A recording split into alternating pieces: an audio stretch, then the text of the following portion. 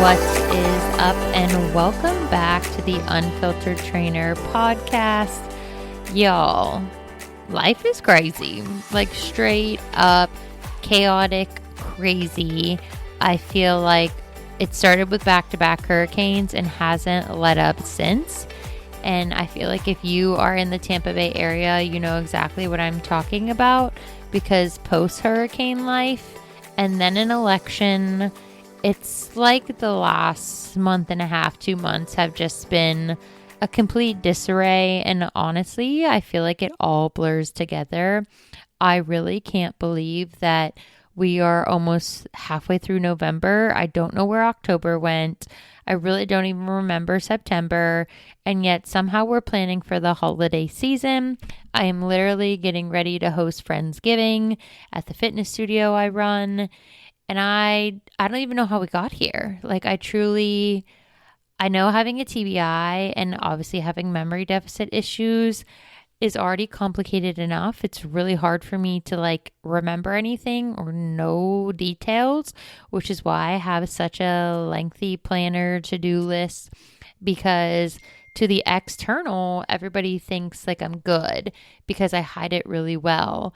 But I really can't seem to remember anything, and it's getting harder and harder to manage life, to be quite honest, because I've had a lot of stress. And when I have a lot of stress, things tend to flare up in my life. And so it's why I feel like this is the perfect topic to talk about today, because I think a lot of people are really getting privy to this information and understanding that so many of us are focused on physical health and athletic performance in the gym.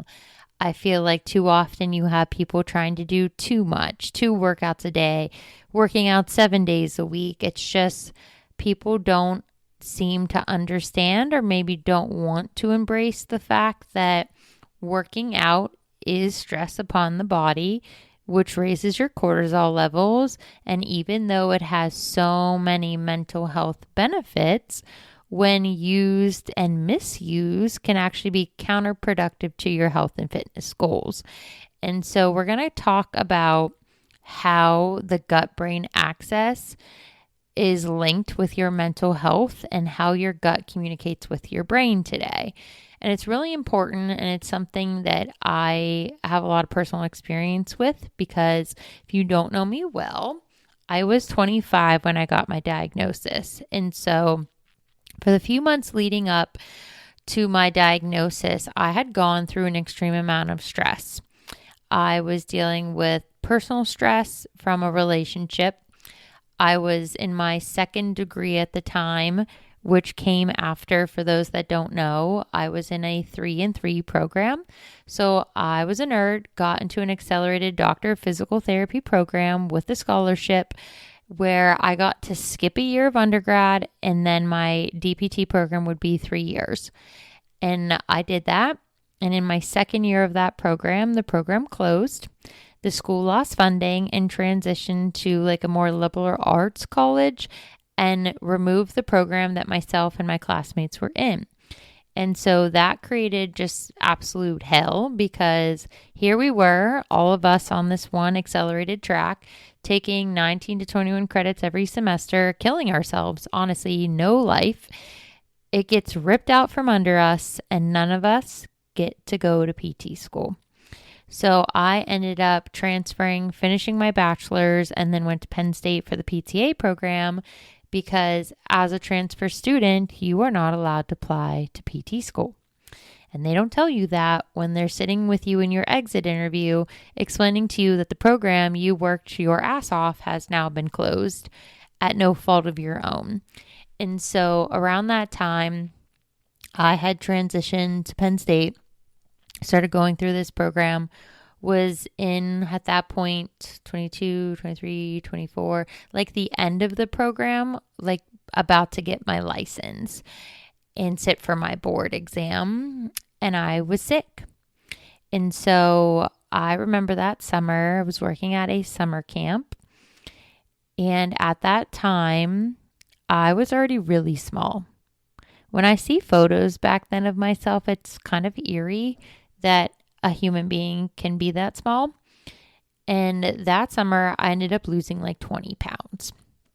And it was really alarming because I was already so small. And my body at the time was rejecting everything I ate. And my body started to shut down on itself. And so I knew something was wrong, but I didn't quite know what was wrong. So I go to the doctor. I explain my symptoms. I get a bunch of blood work. And I get referred out to a GI specialist. And this is kind of where the healthcare system, isn't the greatest sometimes. So I didn't know, because at the time I was very young, that those symptoms that I was explaining were linked to a potential very severe diagnosis, not related to my IBS-C. And so I remember going to this GI appointment, and this stranger sits down in the office. It ended up being the nurse practitioner. And she starts talking to me about cancer. And I remember just looking at her, trying to be polite, don't want to interrupt, thinking she has the wrong patient. So she finishes her little summary about why she thinks I'm there, preparing me for the fact that I'm about to get a colonoscopy because they think I have cancer, and that they think that I should prepare myself and have somebody with me because I most likely am going to get a very difficult diagnosis. And I remember after she finished her summary looking at her, and I remember saying, with all due respect, I think you have the wrong chart. I'm here because I haven't been going to the bathroom. And her whole demeanor changed when I said that, because it was in that moment that her and I both recognized I did not know what was actually happening to me, and no one informed me I was being referred because it was looking like I did have cancer. So she was very kind about it. She apologized at the lack of information I was provided because she had said she was surprised I came to the appointment by myself. And if you know anything about me, I am not somebody that talks about this kind of stuff. I was so embarrassed when I had to go through this because I had to talk about a lot of things I'm uncomfortable with. And this diagnosis has plagued me, and unless some miracle cure happens, will plague me for the rest of my life and affects a lot of what I do. And so when we both realized that I'm there because my colonoscopy, they thought was going to show that I had cancer, the conversation turned, and she was very kind and explained to me what they thought I had, what the situation was going to look like, and that it would be best that I had a support system present for my appointment. So obviously I leave that appointment in tears because I did not know that. I knew I was sick. I just didn't understand how sick I was. The only thing in that appointment that got me through that appointment was, I'll never forget, my first GI doctor. He came into the room, this tall man, hilarious. I didn't know how funny he was until he asked me how often I go to the bathroom. And when I told that man I was usually going once every week or 2 weeks, the look on his face said it all. He thought I was truly making joking with him. His response was hilarious. He literally was like, "You've got to be shitting me," no pun intended. He said it in a more professional manner, but he said, "There's no way, no way that's happening." And I didn't know at the time because I've been like this for as long as I can remember. I've never gone to the bathroom regularly. Lucky if I went once a week. And so to me, this was my norm until I had that appointment and we realized that whatever this was, it was already a little too late because it had already progressed. And so that following week, that's how you know you're sick. I had my colonoscopy immediately. So within that next week, I went from my appointment to this GI appointment to getting the colonoscopy that would literally change everything for me. So we have this appointment. My entire family comes, including the person I was dating at the time, because we are really thinking that I have cancer. Like, this is the direction this is going. So when I came to, I had my colonoscopy at the hospital. I did not wake up. Fun fact, so not fun. I didn't wake up. I was so small at the time. The anesthesia really affected me. So my poor family had to wait around until I finally came to, like a lot longer than anybody predicted. I finally wake up, and because I woke up forever longer than they thought, he had already showed my family the photos. And when I woke up, I'll never forget, everybody was there. I was just like completely out of it. And the doctor comes in to tell me, thankfully, this is not cancer. And he's like going on and on and on about what I do have and what this means and, you know, the situation we're in because it's already progressive. And he shows me these photos to what he thought make me happy that what I'm seeing on these photos is not cancer. And I look at this man and it dawns on me that my entire family has seen the photos of my insides, including the person I'm dating at the time. And I look at this man and I don't ask him a single question about my new diagnosis. I just look at him and say, all these people, they saw that? And he was like, yeah, isn't it awesome? It's not cancer. Like, we're so excited. And I just kept staring at him like, you showed the person I'm dating my colon? Like, it was hilarious. I was definitely obviously out of it. But what ended up happening is I have a severe and progressive form of IBS-C. And so when I got diagnosed at 25, I had already missed a lot of the precursor, like all the things that you should probably be reporting to your doctor. So at that point, things had already got pretty severe. I went on an extensive modified diet, had to go through even more allergy testing. We also did food sensitivity testing, which depending on who you talk to, very hit or miss about belief systems. But I will tell you, and I'm not a medical doctor, everything on my food sensitivity kit were things that made my GI system worse and irritated my IBS-C. So I can only speak for me, but it correlated and it lined up. And so because IBS-C at the time, this is 10 years ago, had no medication for it, they treated it like IBS, which I think is probably why I got so sick and had so many severe bouts over the years, because the medication I was trialing wasn't actually for what I had.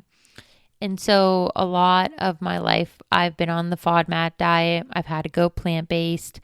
I've literally had to go on like anti-inflammatory diets, like specific different ones. We've tried everything until 3.5 years ago when I had another very bad bout. It was like almost 6 weeks without going to the bathroom.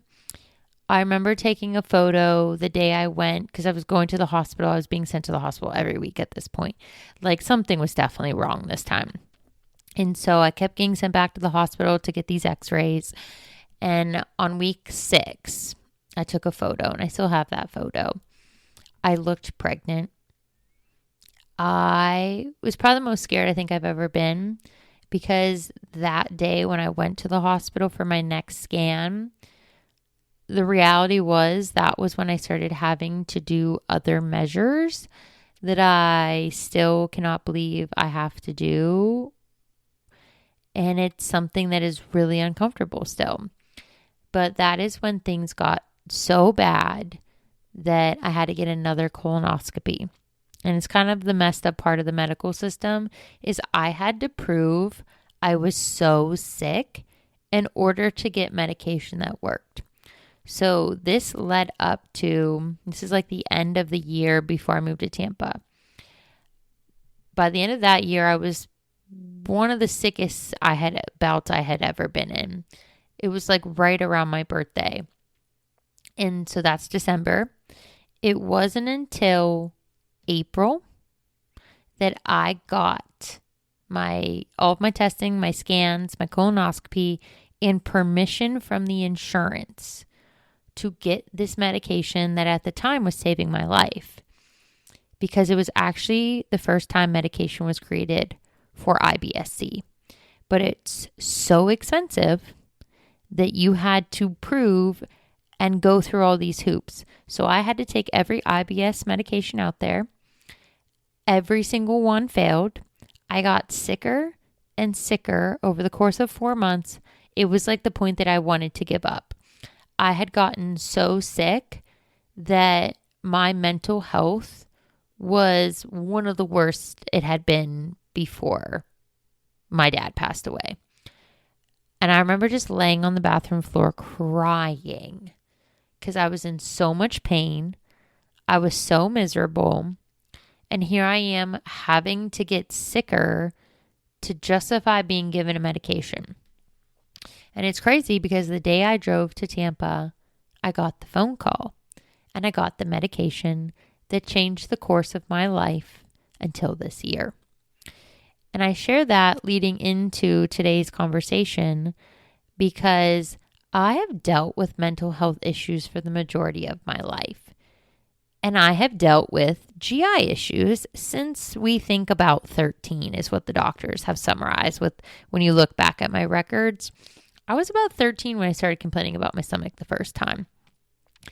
And I share all that because the gut-brain axis and how it communicates, your gut communicates with your brain, is so important because the connection between the gut and the brain is fascinating. I've learned so much. But it's a very complex system that these two organs have to communicate in ways in order to impact both our physical and our mental well-being. This communication occurs primarily through what is called your vagus nerve, and we're going to nerd out a little bit in today's podcast. It really affects your hormones, your neurotransmitters, and it forms what they call the gut-brain axis. So we're going to break that down into the different components that play a role in this connection, because if you deal with gut health, mental health, or both of those issues, this might be very beneficial for you too. So the vagus nerve is like the direct communication highway in all of this. It is one of your longest cranial nerves in the body. It literally goes from your brainstem through your neck into your abdomen. And this is important because I have such severe IBS-C that I don't have intact nerves. And one of my biggest issues is that what's called paracelsus, which we will talk about, which are the muscles that move your food, mine are going to sleep. And once they go to sleep, they don't come back. So that's why this nerve is so important, because it carries your signals from your gut about your digestion, inflammation, your microbiome to your brain. And then from the brain goes back to your gut. And so it influences how your gut functions. And it's crucial because this nerve allows the brain to monitor your gut state. You have, so to speak, gut signals, which is when you feel fullness or discomfort. And that's transmitted because of that nerve to your brain, which influences your appetite, your mood, and your stress levels. Remember this, because stress is a key factor in this entire conversation today. On the flip side, the brain can send signals down that nerve to regulate your digestive processes and help release things like your stomach acid or your enzymes. The vagus nerve helps to monitor and respond to those signals like gut inflammation or microbial activity, where both can influence your mood and your mental health. So when your gut's inflamed or disrupted because of things like IBS, food sensitivities, that nerve can send those distress signals to the brain, which can contribute to feelings of anxiety, depression, or stress. Check, check, check. So the brain to gut communication. On the flip side of all of this, Things like stress or anxiety can actually trigger those signals from the brain to the gut, which leads to digestive disturbances, like when you have butterflies or you get nausea or you have changes in bowel movements. The second component to this are the hormones, what are like literally called your chemical messengers. So the gut and the brain communicate not only through nerve signals, also as like your hormones. The gut produces a wide variety of these hormones that aid in your digestive function and your mood regulation. The ones that you know most common are cortisol, which is your stress hormone, serotonin. About 90% of serotonin, your feel-good neurotransmitter, is produced in the gut. Hello. Serotonin plays a major role in regulating mood, anxiety, and happiness. And because of that, it influences conditions like depression and anxiety. Are we forming this idea now? Gut health and mental health are like twins. Sadly, they go hand in hand. You also have a dysbiotic microbiome. So that's when you have an imbalance that's beneficial with harmful microbiomes. So like it reduces the serotonin production. So this can lead to mood disorders. Is it all starting to make sense now? You've got ghrelin and leptin, which are the hormones that are for your appetite regulation. So ghrelin stimulates hunger while leptin signals fullness. So when you have dysregulation in these hormones, that's what's often influencing your gut health, which leads to overeating or undereating, which in turn can affect your mental health by triggering anxiety, stress, or mood swings. You also have one called oxytocin, which you'll sometimes hear people call this your love hormone. Oxytocin is involved in social bonding and stress reduction. So it's interesting because gut health can influence your oxytocin levels in the body and social bonding. So it can have a positive impact on your microbiome, creating a loop that both benefits mental health and digestion. A third component to this is your neurotransmitters. These are your brain's chemical communicators. Neurotransmitters are your brain's messengers that transmit signals between your nerve cells. So your gut and brain interact through these neurotransmitters with the gut microbes that influence the transmitters that produce any activity. So some of the most important transmitters that you may have heard are serotonin. Hello. Are you noticing that serotonin, which is primarily produced in the gut, is truly crucial for regulating mood, sleep, and appetite, which obviously directly links to depression and anxiety. And because it plays such a significant role in serotonin synthesis, it creates what ends up being an unhealthy gut, which contributes to those imbalances and just goes on this vicious loop. You may have heard of GABA. It's called gamma aminobutyric. So GABA is an inhibitory neurotransmitter that helps calm the nervous system and reduce anxiety. You also have dopamine. Everybody knows dopamine because it's your reward neurotransmitter. It's the one that helps in motivation, pleasure, and learning. So when you have a healthy gut microbiome, it's thought that supports dopamine production, which influences your mental clarity and mood regulation. You have acetylcholine, which plays a role in memory and cognition. Hello, somebody with the GI issue that has a TBI. Fun fact, this is all linked to what I'm experiencing, and maybe you are too. Some studies suggest that gut health, specifically the types of bacteria in the gut, actually influence acetylcholine production, which has implications for people that have cognitive function issues and mental clarity. It's like this is literally my entire life. And then you have something called norepinephrine. Norepinephrine is a neurotransmitter that's your body's stress response and it helps with alertness. So it influences gut motility. So when you disrupt norepinephrine levels, it causes issues like diarrhea or constipation. Hello, which affects mood, anxiety. Y'all, it's all connected. So how does gut health impact mental health? How can you summarize this?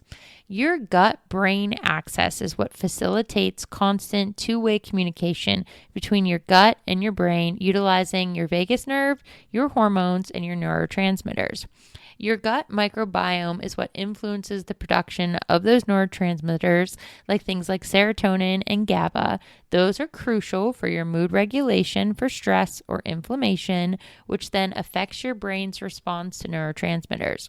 Your hormones like cortisol, ghrelin, leptin, what regulates your gut function and your mental health well-being, but it creates that loop that influences stress, anxiety, appetite, and mood. As a result, any disruptions in your gut health can lead to an imbalance in those neurotransmitters and hormones, which as a result exacerbates or even contributes to mental health disorders like anxiety, depression, and stress. So, how can your community of your microbes that are living in your gut influence brain function and mood? The diverse community of bacteria, fungi, and other microbes that are living in your digestive tract plays a crucial role in brain function and mood regulation by producing neurotransmitters like serotonin, dopamine, and GABA. Those affect your mood and cognition function. Any imbalance in that will disrupt that production, and as a result, it impairs your function. So you have something called the enteric nervous system, or what you might have heard of it called your second brain. And that's what regulates both your gut and your mental health well-being. So the enteric nervous system, the ENS, your second brain, is a complex of neurons that are embedded in the lining of your gut. So they independently regulate digestive processes like motility, enzyme secretion, and blood flow. Those that have like a vast neural network communicate with the brain through that vagus nerve, which again comes back to influencing your mental well-being by affecting your gut health, your stress responses, and your emotional regulation. This is truly the most powerful link between digestion and mood. So, the role of gut microbes in your mental health. How does an imbalance in gut bacteria, which is called dysbiosis, contribute to mental health conditions like anxiety, depression, and even your stress responses?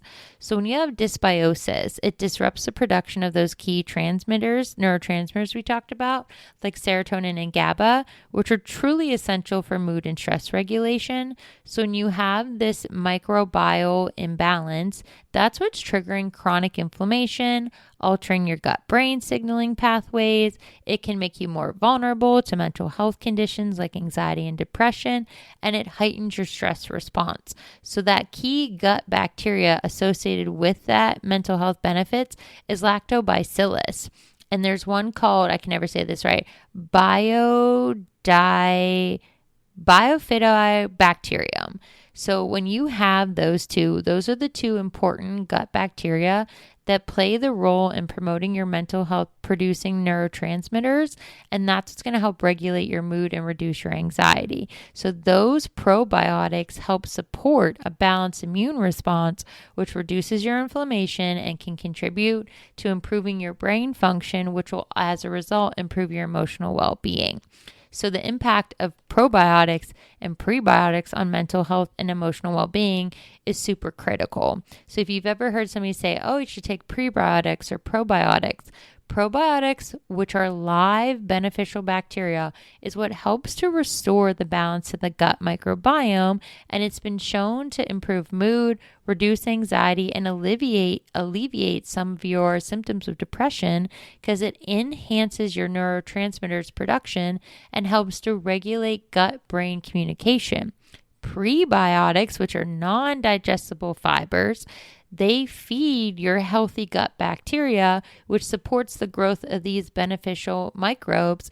That honestly just further benefits gut health, and it positively influences emotional well-being because it actually helps to reduce the inflammation and it supports mood regulating compounds. I actually take these every single day. So the next phase of all of this is, how does this impact your inflammation on both the gut and the brain? Chronic inflammation is what leads to inflammation in other parts of the body. So it contributes to mental health issues. And because of that, the role of your immune system becomes critical because that's what bridges gut health with mental health. Things like cytokinesis and inflammatory markers, if you've ever heard those, become critical. which in turn means, that our foods and our lifestyle factors is what promotes or reduces that inflammation in the body and the brain. So this leads to a really important phase of this conversation, and that is that diet is one of the biggest influences on gut-brain connection. The relationship between nutrition, which is a balanced diet of nutrient-dense foods, and the gut microbiome is what directly impacts and influences mood and mental clarity. So the effects of gut healing foods like bone broth, fermented foods, fiber-rich vegetables becomes crucial because it helps aid in this process of what your body is supposed to do. What's really important is the role of food sensitivities, things like gluten and dairy in your gut health, because they are potentially linked to other mental health systems. Depends on who you talk to about this, but there's a lot of research being done about how these foods affect people that have mental health disorders. And so it's kind of like what came first, the chicken or the egg, because when I look at what I was eating as a child to now, and I think back to when I started having food allergies as a kid, in my teenage years, things got really bad. Didn't really understand the severity of eating things that you're not supposed to, and then the limitations you have, because back then all of these non-dairy items did not exist. When you break it down, your diet plays a critical role in shaping your gut microbiome, which in turn affects your brain function and mental health. So a fiber-rich diet that's filled with vegetables, fruits, whole grains promotes the growth of beneficial gut bacteria, which in turn helps to regulate your mood and reduces anxiety. In contrast, a diet that's high in processed foods, sugars, and saturated fats leads to gut dysbiosis, inflammation, and disrupted gut-brain communication, which actually can increase the risk of depression and stress. When you consume fermented foods like yogurt, kimchi, kefir, that's what provides natural probiotics, which further supports gut health and enhances your mental clarity. Additionally, if you eat foods that are rich in omega-3 acids, things are found in fish or flax seeds, and vitamin D, those are actually essential for brain health and actually will help reduce the inflammation, improve your gut and emotional well-being. So I say all of this to say that stress, the gut, and mental health is a very vicious cycle. Chronic stress and anxiety affect the gut microbiome, and it exacerbates gut issues like people like myself that have types of IBS, gut permeability, if you've ever heard somebody say they have leaky gut. The bidirectional relationship between stress and gut health, how poor gut health can worsen stress and vice versa, truly is critical to your mental well-being. So practical strategies for managing stress to improve gut health and mental health, such as mindfulness, meditation, and relaxation techniques, are truly critical if you have mental health issues, gut health issues, or both. So, to summarize it all, chronic stress can trigger what they call a cascade of negative effects on gut health. This leads to issues like gut permeability, inflammation, and imbalances, which in turn affect your brain. You have inflammatory molecules from the gut that travel to the brain, and they alter your mood regulating capabilities through your neurotransmitters, and as a result, contribute to those feelings of anxiety or depression. Conversely, mental health issues such as anxiety and depression can exacerbate your gut problems, which is why we call this a vicious cycle, where your gut health worsens, and as a result, so does your mental well-being. And then as you deal with chronic stress, it further disrupts your gut. As easy as it is to say and not easy to do, managing stress through relaxation techniques, having consistent exercise, some type of movement, a nutrient-dense diet truly can break the struggle and the cycle that you're experiencing to promote both better gut health and mental health. So ultimately, if you're dealing with one or the other or both, you really do have to address your stress and your gut health together for it to be essential for your overall well-being. So that's a lot, I know. As somebody that's been dealing with this now actively for 11 years, I have been going through a lot in the last 2 months, and I've been dealing with a lot of health issues I've not been publicly talking about on social media because it's exhausting, and it has exacerbated my GI issues tenfold to the point that my medication is not working. And this is something that the last time I was at my GI doctor, we actually talked about, that the medication only works for so long. And somebody like myself, a high achiever, overachiever, somebody that has a lot of stress because they do a lot, tends to run out of options. And it becomes critical that your lifestyle improve. And so you guys know I like to always end with something helpful or positive or something that you can implement immediately.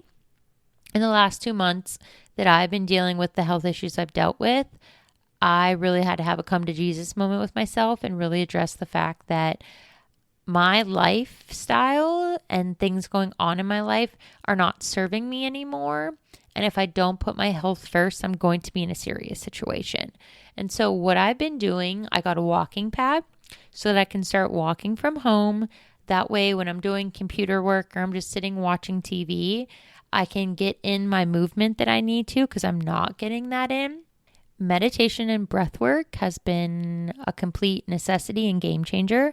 I've been going to Pilates every week with my favorite instructor because she addresses breath work. And so anytime that I'm really starting to like go off the rails or having a moment where I think I'm about to lose my shit, I've been focusing on breathing in on 4, holding, and trying to breathe out at least on 8 because your exhale is supposed to be twice as long as your inhale. I have been creating very strong boundaries and limiting my time amongst other people and making sure that I'm spending more time at home. I'm sleeping more, I'm resting more. And then in the last week, I actually am going to be filming content for Fit Life Foods and went and picked up a bunch of really clean meals. And so as much as I love everything you're not supposed to love, I feel terrible lately. I look terrible. I feel terrible. This is one of the worst bouts I've been having because I just have so much stress. And because of my TBI, I have all these other issues that's making having a GI issue a million times worse. And so I can only handle and do so much. There's only so much I can handle. There's only so much I can control from my TBI. There are things that I just have to learn to deal with. And so what's been really important for me is getting 8 to 9 hours of sleep, making sure that I take breaks. And when I start to feel that insane overwhelm, I've been removing myself and doing something for me. So something I'm starting this week, I started taking a couple last week. This week, I created a system of workouts and classes I'm going to do. I already paid for them. They're in my calendar. They're scheduled out. And that's going to be my non-negotiable for me.